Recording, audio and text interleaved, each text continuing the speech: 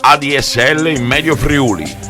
Durante un incontro pubblico dell'amministrazione del comune di Bertiolo con il sindaco Mario Battistuta e l'assessore alla cultura e politiche giovanili Cristian Virgini in veste di organizzatore, abbiamo sentito l'onorevole Paolo Coppola della Camera dei Deputati, David Licursi, direttore della divisione INSIEL SPA, ma le domande erano indirizzate a chi deve provvedere fisicamente ai lavori. Telecom Italia sia con Paolo Di Bartolomei sia Sergio Bonfini. Solo grazie alle domande dirette poste dal pubblico abbiamo ottenuto una scadenza. Entro agosto 2016 tutta l'area del Medio Friuli sarà connessa via ADSL, ma entro la fine del 2016 ci saranno altri potenziamenti. Ma oggi esistono soluzioni migliori rispetto alla fibra ottica? La fibra ottica è la soluzione migliore possibile, questo senza dubbio, tant'è vero che appunto sia noi come azienda ma anche a livello europeo e internazionale,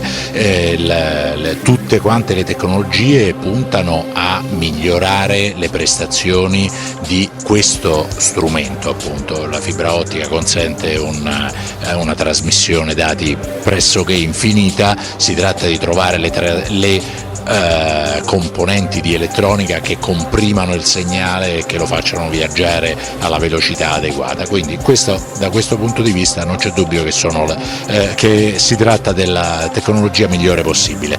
È vero che appunto dobbiamo migliorare sempre di più la copertura di tutte le zone delle città coinvolte, è un progresso, è una cosa progressiva, quindi è un processo che richiede investimenti e tempo, ma che stiamo portando avanti con notevole decisione, quindi anche per le zone che ancora oggi evidentemente non hanno la possibilità di avere il massimo delle prestazioni, presto potranno averle. Come ho detto, peraltro nella zona di Codroipo e in altre zone qui limitrofe sono previsti investimenti importanti proprio per fare un passo avanti ulteriore significativo nella velocità, e quindi io credo che per fine anno potrete viaggiare a velocità ben più sostenute di quelle attuali.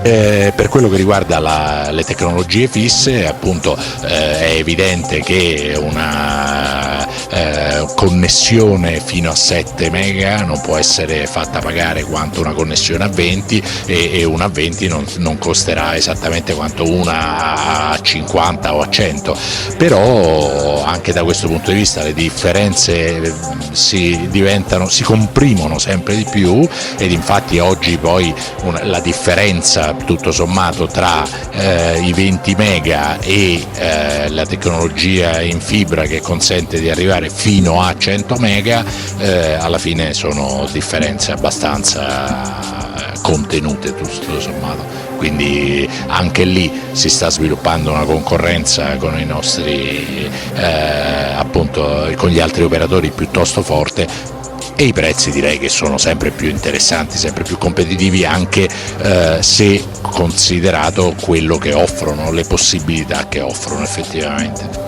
La soluzione fibra sicuramente è la soluzione del futuro, perché consentirà il fabbisogno di banda cresce a dismisura. Noi abbiamo le reti di backbone, per esempio, le reti nazionali che fanno solo dati, che crescono come traffico dati del 60% all'anno, per cui il 20 mega tra un po' non servirà più a nulla, non sarà più sufficiente.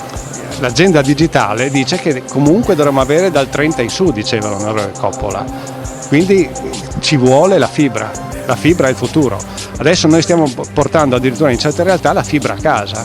Nei capoluoghi di provincia abbiamo iniziato a Trieste, inizieremo a Udine, inizieremo a Pordenone a portare la fibra a casa direttamente. E quindi è questo il futuro è questo, non c'è niente da fare. Dopo è chiaro che le zone in alta montagna arriveranno dopo.